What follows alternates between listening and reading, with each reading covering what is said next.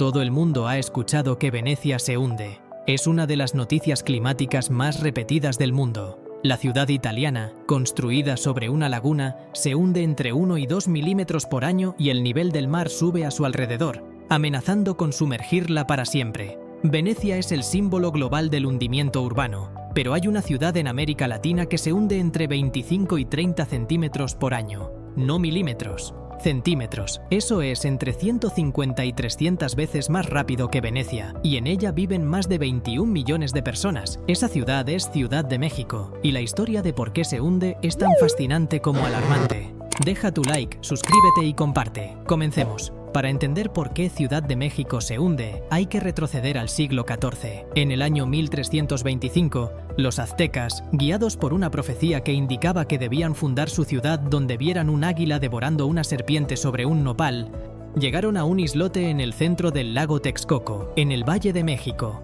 Ahí fundaron Tenochtitlan. Construyeron una ciudad extraordinaria sobre el agua, conectada a tierra firme por grandes calzadas, con acueductos, jardines flotantes llamados chinampas y una planificación urbana que dejó atónitos a los conquistadores españoles cuando la vieron por primera vez en 1519. Hernán Cortés y sus soldados describieron Tenochtitlan como una ciudad comparable o superior a las más grandes de Europa en ese momento. Cuando los españoles conquistaron Tenochtitlan en 1521, tomaron una decisión que marcaría el destino geológico de la ciudad para los siguientes 500 años. En lugar de construir su nueva capital en tierra firme, decidieron edificar sobre las ruinas de Tenochtitlan y comenzaron a desaguar el lago Texcoco. Durante los siglos siguientes, el lago fue drenado progresivamente hasta que en el siglo XX prácticamente había desaparecido. Donde había agua, ahora había tierra. Pero esa tierra no era roca sólida, era sedimento lacustre saturado de agua, uno de los materiales más inestables que existen para construir una ciudad. El fondo del lago Texcoco, sobre el que fue construida Ciudad de México, no es suelo ordinario. Es una capa de arcilla lacustre de hasta 100 metros de profundidad en algunas zonas, con un contenido de agua que puede superar el 90% del volumen total del material. Esta arcilla se comporta de una manera muy particular. Es extremadamente compresible. Cuando se extrae el agua que la satura, la arcilla se compacta y el volumen total se reduce, y el agua de este suelo ha sido extraída de manera masiva durante todo el siglo XX a través de la perforación de pozos. Ciudad de México, que carece de ríos superficiales en su zona metropolitana, ha dependido históricamente del agua subterránea para abastecer a su creciente población. A mediados del siglo XX, cuando la ciudad comenzó a crecer explosivamente, la extracción de agua del subsuelo se disparó, y con cada litro de agua extraído, el suelo se compactó un poco más. El resultado fue un hundimiento acelerado que los científicos llaman subsidencia. No es el peso de los edificios lo que hunde la ciudad, aunque ese factor contribuye marginalmente. Es el vaciado del agua que mantenía el suelo en volumen. Los estudios científicos sobre el hundimiento de Ciudad de México han producido cifras que resultan difíciles de creer. Desde principios del siglo XX hasta la actualidad, el centro histórico de la ciudad ha descendido entre 9 y 10 metros respecto a su nivel original. Hay zonas específicas de la ciudad donde el hundimiento acumulado en el siglo XX superó los 15 metros. Actualmente, las zonas que se asientan sobre los antiguos sedimentos del lago Texcoco, principalmente el oriente y el centro de la ciudad, siguen hundiéndose a tasas de entre 25 y 30 centímetros por año, según mediciones realizadas con tecnología de radar satelital por el Instituto de Geofísica de la Universidad Nacional Autónoma de México. Un estudio publicado en 2021 en la revista científica JOGR Solid Earth, utilizando datos del satélite Sentinel-1 de la Agencia Espacial Europea, confirmó que partes del área metropolitana se están hundiendo a tasas de hasta 50 centímetros por año en los puntos más críticos. En contraste, Venecia se hunde a una tasa de entre 1 y 2 milímetros por año.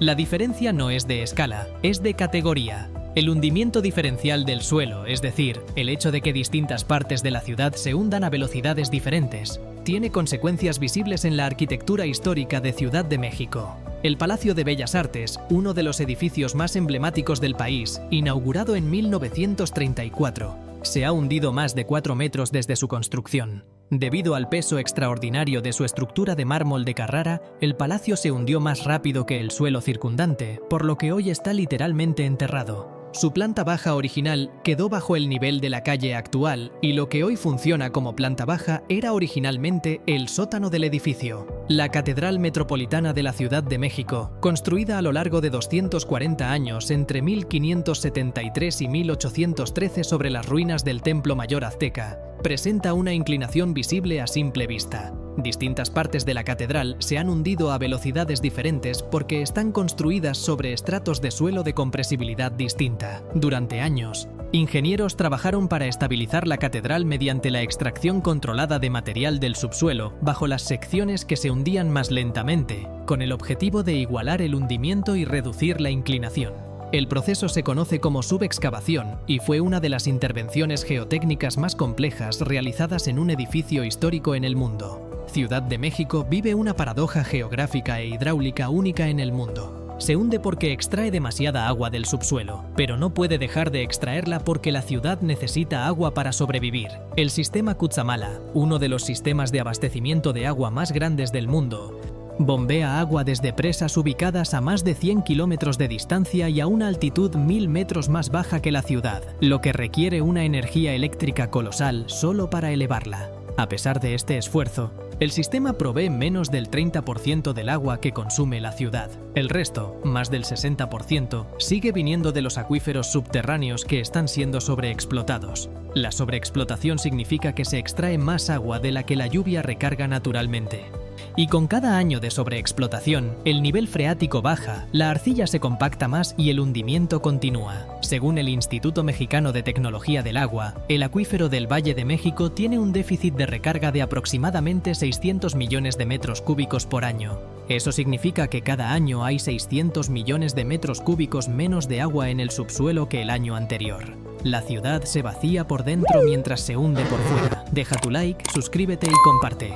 El hundimiento de Ciudad de México no solo daña edificios y tuberías, también la hace cada vez más vulnerable a las inundaciones. Ciudad de México recibe entre 700 y 900 milímetros de lluvia al año, concentrados en una temporada húmeda que va de mayo a octubre. Originalmente, el Valle de México era una cuenca cerrada. El agua de lluvia llenaba el lago Texcoco y no tenía salida natural hacia el mar. Los aztecas manejaban esto con un sistema hidráulico sofisticado de compuertas y canales. Los españoles optaron por drenar el valle, construyendo el Gran Canal de Desagüe entre 1607 y 1900 y posteriormente el emisor central, inaugurado en 1975, un túnel de 50 kilómetros que lleva el agua fuera del valle. Pero el hundimiento de la ciudad ha generado un problema nuevo: las tuberías del sistema de drenaje, construidas con cierta pendiente para que el agua fluya por gravedad, pierden esa pendiente cuando el suelo se hunde de manera desigual. Las tuberías se doblan, se fracturan y en algunos tramos quedan con pendiente inversa,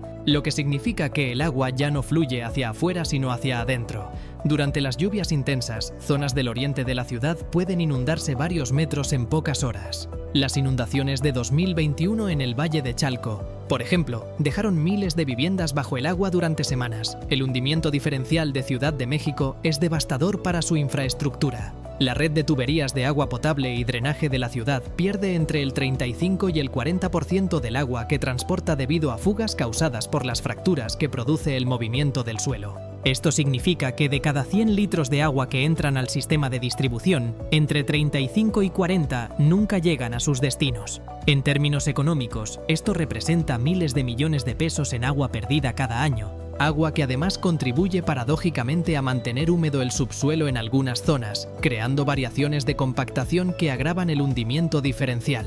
El sistema de metro de Ciudad de México, la red de transporte subterráneo más utilizada de América Latina con más de 4 millones de viajes diarios antes de la pandemia, también sufre las consecuencias. La línea 12, inaugurada en 2012, fue cerrada durante meses en 2021 tras el colapso de un tramo elevado en la alcaldía Tláhuac que dejó 26 personas muertas. Las investigaciones señalaron múltiples factores, incluyendo deficiencias de construcción, pero el hundimiento diferencial del suelo en esa zona de la ciudad fue identificado como un factor que contribuyó a la fatiga estructural de los soportes. Los científicos e ingenieros que estudian el problema de la subsidencia en Ciudad de México son claros en un punto: el hundimiento no se puede revertir. La arcilla que ya se compactó no puede recuperar su volumen original. Lo que sí es posible, en teoría, es detener o reducir significativamente la velocidad del hundimiento. Para ello sería necesario reducir drásticamente la extracción de agua del subsuelo, lo que a su vez requiere encontrar fuentes alternativas de suministro a gran escala.